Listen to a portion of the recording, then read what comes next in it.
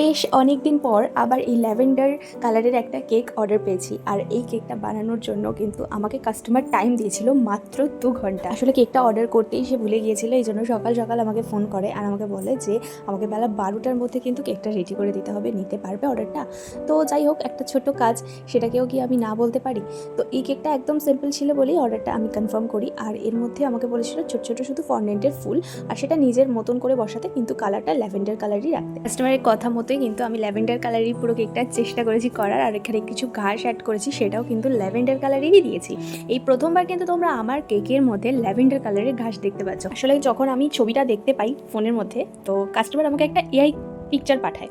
এবার আমি তখন ওনাকে বলি যে পিকচারটা তো এআই করা, আমি জানি না এটা কতটা সম্ভব হবে। বলছে আমার কালারটারই ডিমান্ড রয়েছে, তুমি আমাকে কালারটা সেম রেখে দিও, আর ওপরে কিন্তু একটু ফন্ডেন্টের ফুল দিও। এবার এআই জেনারেট করা পিকচারগুলোতে যে টাইপের কাজ করা থাকে, সেরকম টাইপের কাজ আমাদের পক্ষে ক্রিম দিয়ে আনাটা অতটা পসিবল হয় না। তবুও আমি চেষ্টা করেছি, এবং যখন আমি ফটোটা তাকে পাঠাই, বলছে এটা আমার পাঠানো পিকচারের থেকেও বেশি ভালো লাগছে।